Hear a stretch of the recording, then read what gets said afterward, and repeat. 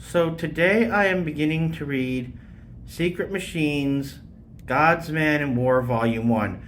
For those of you who have no idea what this is a report by a couple of authors, including Tom DeLonge, one of the founding members of Blink 182. It's part of a group that researches UFOs. Now, I am a skeptic when it comes to UFOs. But I'm friends with a gentleman, Tom Lincoln. He is a believer, a true believer in UFOs, very well researched, and he recommended this book. Now, I am not going to read all of this book today. In fact, I'm only going to even try to get through 2 chapters of it, and that is the prologue, and I'm also going to try to get through I forget what the first chapter's name is right now, but I'm going to try to get through that as well. Something like Alien Gods or something like that. And I'll also record, how I've been through so far. So I have finished Prelude in Chapter 1. Chapter 1's title is Alien Genesis. And I gotta say, thus far the book is a bit upsetting. It starts off like a lot of these other conspiracy theory books with 1 or 2 very interesting, very good points about special select meetings that happened and things like that. And then it skips right on into crazy conspiracy theories.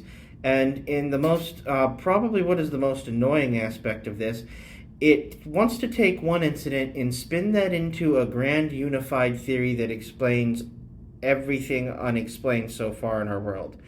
And this is where it gets maddening to try to communicate with people who are ufologists. Rather than want to discuss actual phenomenons or things such as likelihood of life in the universe and visit and stuff like that, everything is just chucked out the window in favor of wanting to connect dot after dot after dot, to the point where, of course, within the first chapter, they mention the Freemasons, the Rosicrucians, and everything else like that you can possibly imagine. That was the first of the upsets. Probably the second of the upsets is they get several things about religion wrong. First of all, the first form of religion is not shamanism. So basically all shamanism means is it's essentially a non-professional, non-full-time practicing religious person, often a medicine man, some person who has special knowledge. And I say medicine man, perhaps some of these shamans were women, for all we know. And actually I should say are, because shamanism is not dead by any means. So, the first form of religion that all credible anthropology can point to and all credible archaeology can point to is ancestor worship.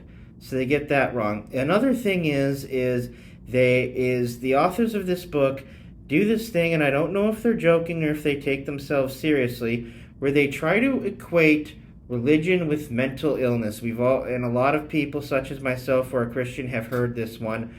Oh, well, in any other context, what people are doing would be considered, crazy. First of all, context is a big deal, and it does actually really matter. Secondly, when you do that, you don't only insult religious people, you insult people who have actual mental health issues. Now, going forward, I might actually try to do a video with my buddy Lincoln about this, because, like I said, he's a bit more polished up. The next chapters I'm probably going to take on. I'm not going to take them on tomorrow or even the next day. This is a book that I'm going to sort of nibble at for a month or so whenever I have downtime. Next chapter is probably going to be chapters 2 and 3. So prepare for a video about that. Thank you.